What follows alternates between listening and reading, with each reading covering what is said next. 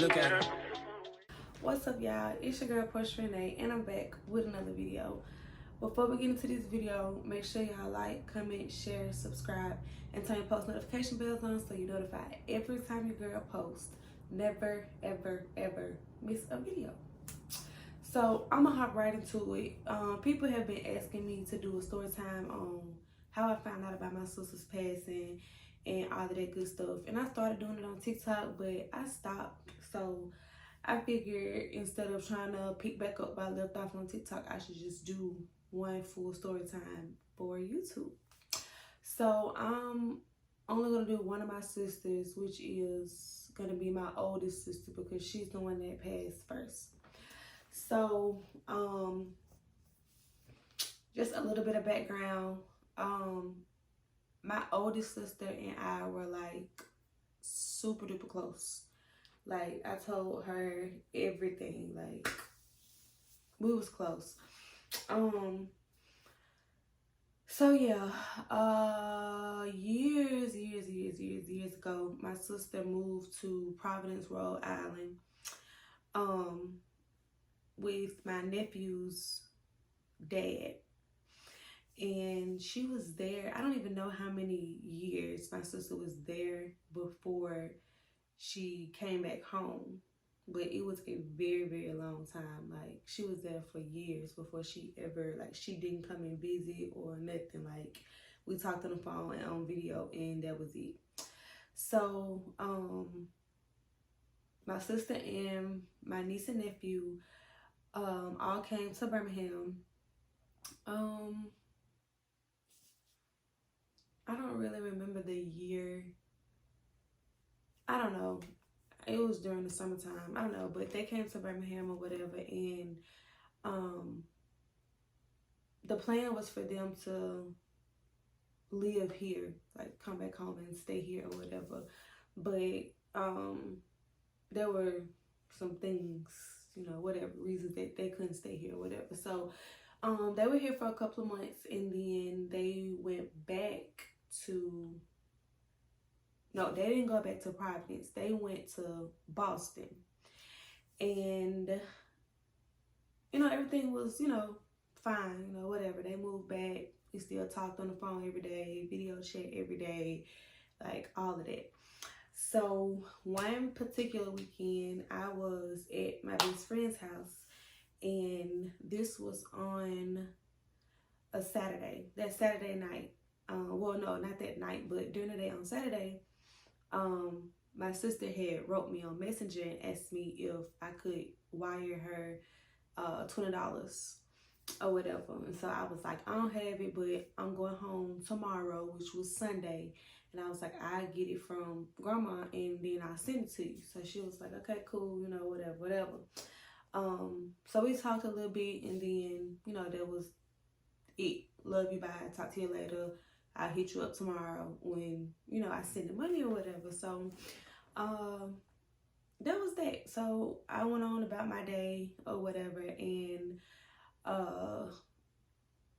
the norm, chilling at my best friend's house. Some of the girls were there, you know, whatever. So I got a phone call, but I missed it. No, I didn't miss it. I got a phone call, and it said that it was from Providence, Rhode Island or whatever. So I didn't answer because I was like, scam likely. Like, ain't nobody calling me from Providence, because my sister has a phone. So if it was my sister, like, she would just call from her own phone or whatever. So I didn't think nothing of it. A little while after that, I went outside, and I used to smoke. So I went outside to smoke. I was sitting on the steps. My best friend lived in an apartment. I was sitting on the steps, and I was just scrolling on my phone or whatever, and I realized that I had a voicemail. So I listened to the voicemail, and it was one of my sister's friends that lived in Providence or whatever. And the message was just like, hey Portia, this is so-and-so. If you please give me a call back, you know, as soon as possible. But it wasn't like a urgent ASAP. It was just like, you know, just call me back. So I was like, okay, whatever, you know. So I called back, and I got on the phone with the girl, and she said, hey, and I said, hey, and she was like, I'm sorry to have to tell you this, but your sister passed. And I was like, it was like, I don't know, I just kind of felt like she like was wrong, or like she had the wrong number. Like, it was just not something that somebody could tell me, and and it'd be like it registers right then. So I'm kind of just confused. So I'm like, what? And she was like, yeah, um, she passed last night and we just found her today. And so I'm like, what happened? So y'all, this whole time it's like my heart was pounding, like it was racing so fast, but I was still like in shock and I was confused. Like, I don't know, it wasn't anything to be confused about, because she, said clear as day, I'm sorry to have to tell you this, but your sister passed. She passed last night. We found her today. But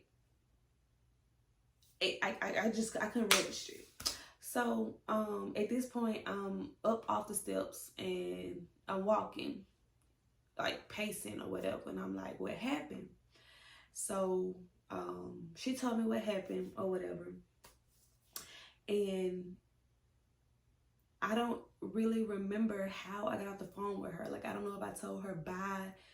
I don't know if I just hung up. Like, I don't remember, but somehow I got off the phone with her, and the first person I called was my grandma. My grandma didn't answer the phone. And then I called my next to the oldest sister, and she didn't answer the phone. After that, I called my mama, and my mama didn't answer the phone.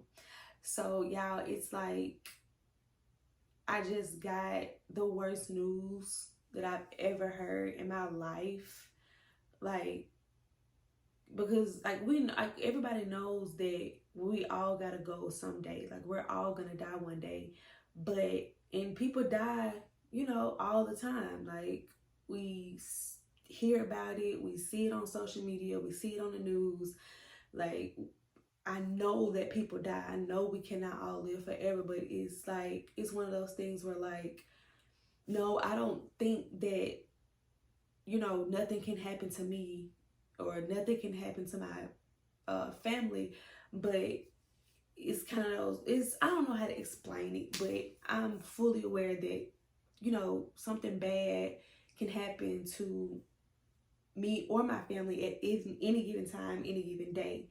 But it was like, that's just something that I've never had to experience. Like, I've never experienced losing someone that close to me.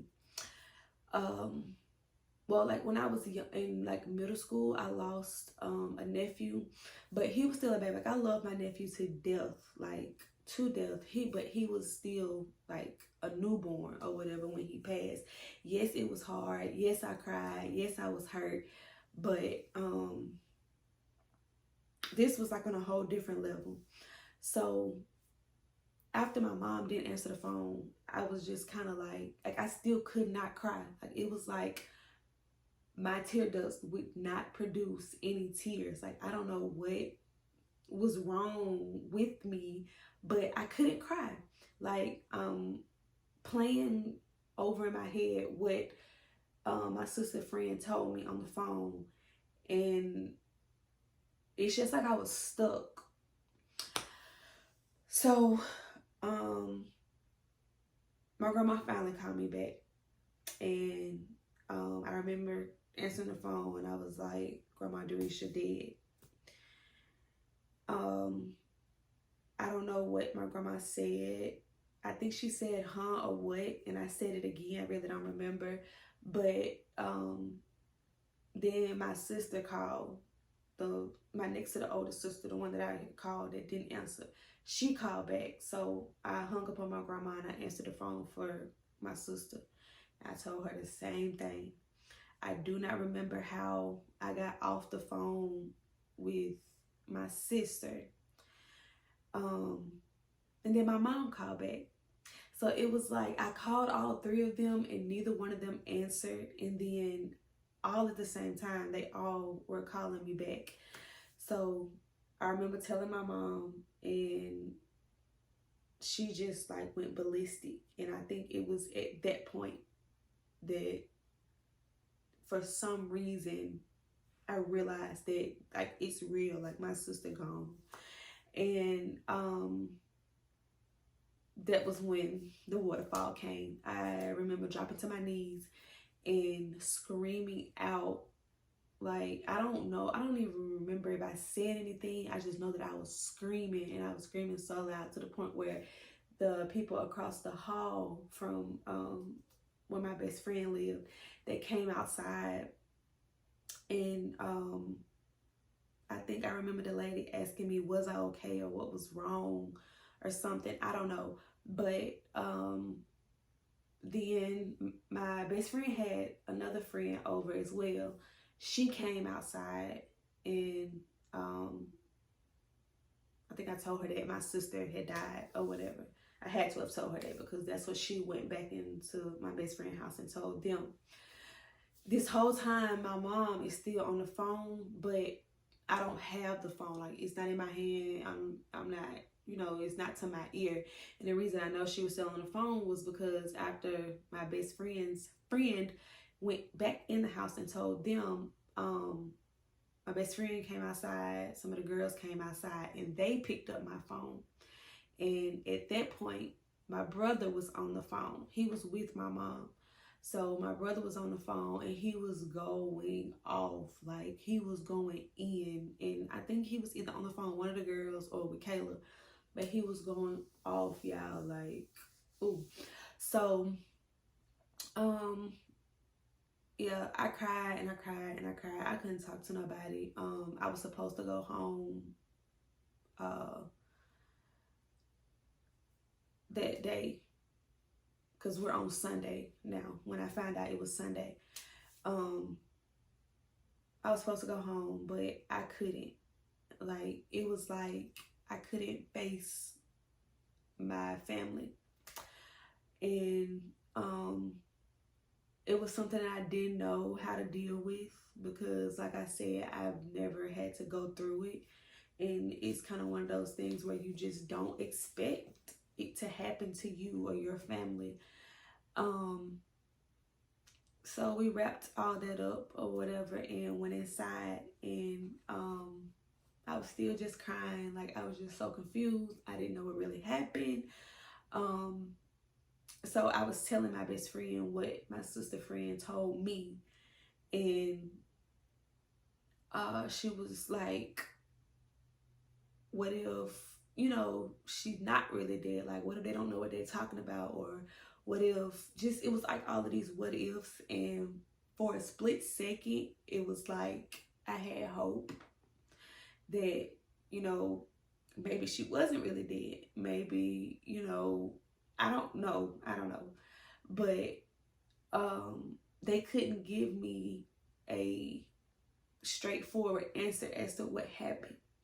So my best friend called my sister's friend back, and she was just like blowing and going off because she said she felt like you can't just call a person and tell them that, you know, their loved one died and you don't have any answers for them. So it was kind of like one of those things that they should have left up to, you know, the police or hospital, however they, you know, get in contact with a person's next of kin or whatever, and let them do it or whatever. So the rest of the night, it was kind of just like I didn't do nothing but cry. My best friend had actually cooked my favorite meal, and I couldn't even eat. I remember just sitting behind my best friend's couch, and there were people in the living room, and a lot of the girls were in her room and like outside. But I remember just sitting behind the couch, just crying. Like, I couldn't do nothing but cry, and it was just so unreal to me. And I didn't talk to anybody else in my family the rest of the night. I don't remember if they called and I just didn't answer, or if everybody was tore up and they didn't call. I don't really know. I just know I didn't talk to them. I just remember going in my best friend's little boy room and I laid there and I cried myself to sleep. And y'all, I'm the baby of the family, so I'm the last of the Mohegans. So it was kind of like, it was hard to be the one to have to tell everybody, like to have to call around to my family and tell them that my sister was gone. I'm not crying on here. So yeah, that was hard.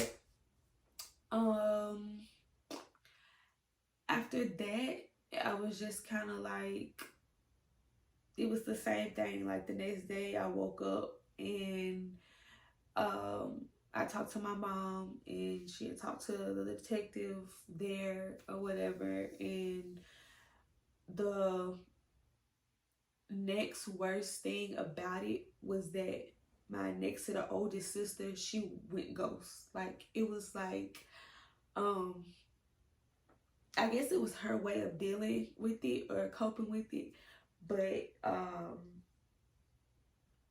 we would call and text and she wouldn't respond. It was kind of like she just fell off the face of the earth too, and that hurt a lot because she was the big sister now because our big sister was gone. And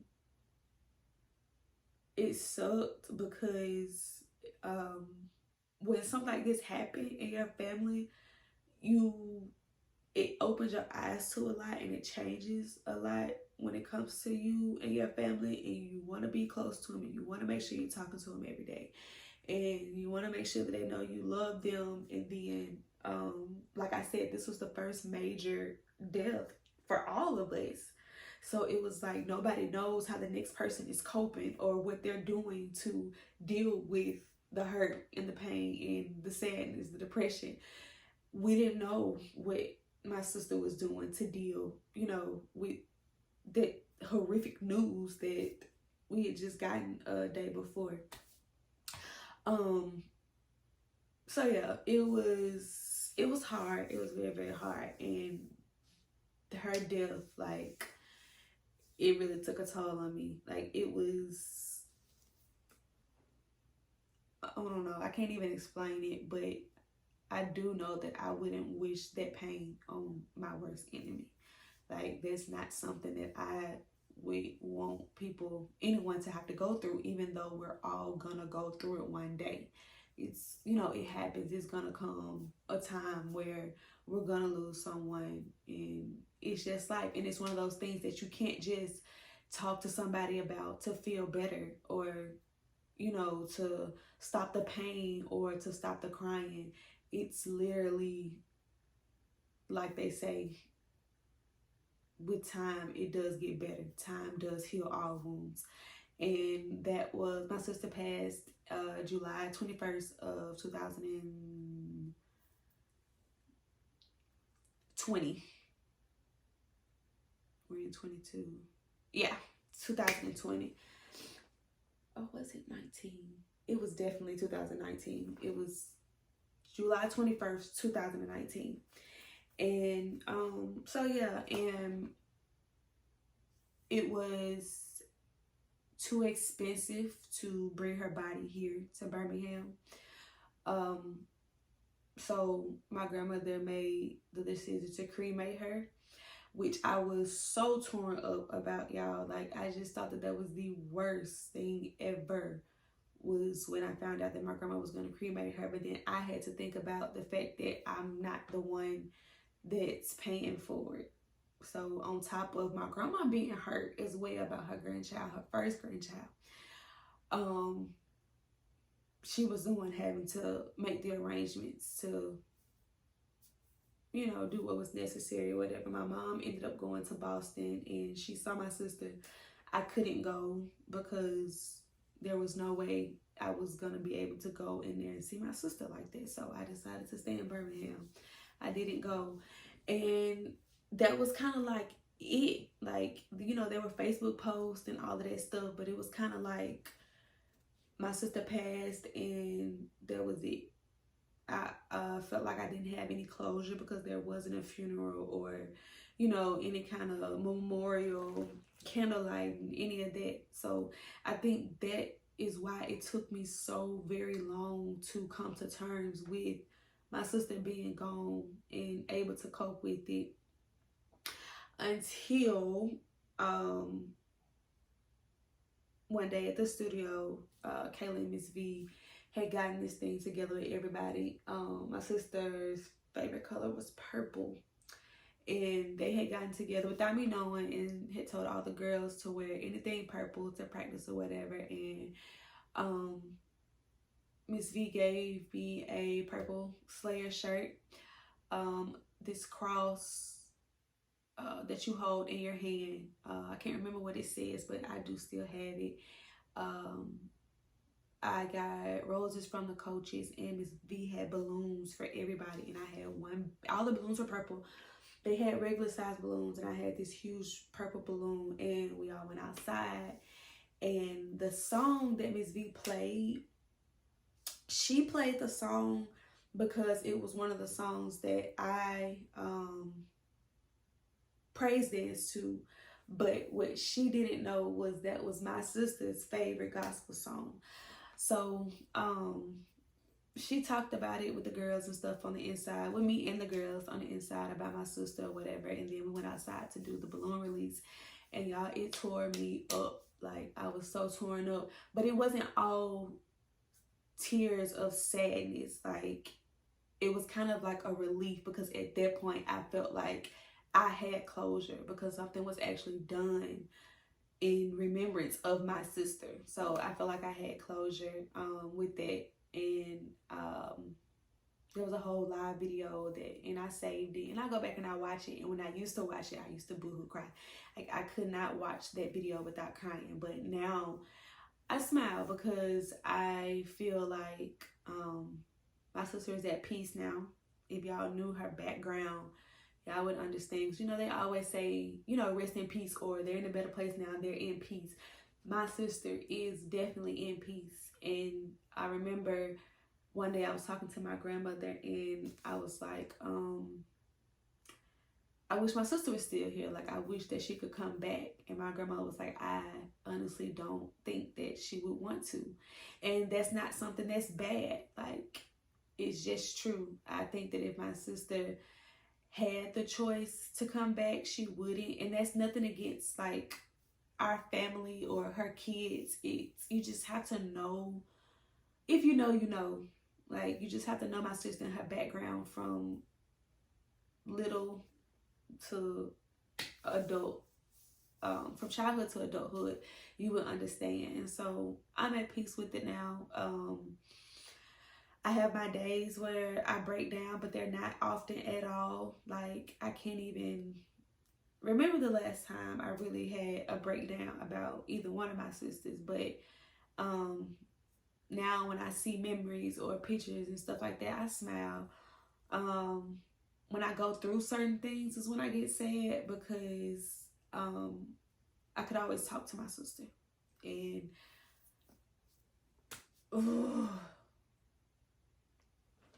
she always understood. It wasn't one of those things where she always told me what I wanted to hear, or told me that I was right when she knew I was wrong. She would tell me when I was wrong. She would tell me things that I didn't want to hear, but she listened to me first. Always. She listened. She was always there. But yeah, y'all, I'm going to end this video right here, because I'm not going to sit on YouTube and cry. Like, who does that? So I'm going to end this video right here, y'all. I hope y'all enjoyed the story. Well, I don't think that's really a story you enjoy, but yeah, y'all know what I'm saying. So yeah, that's it.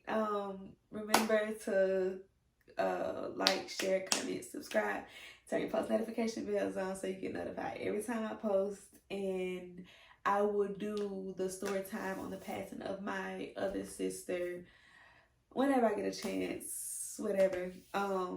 So yeah, thanks for watching, y'all, and I hope that this video can help somebody that's maybe going through this now. And my inbox and all that good stuff is always open.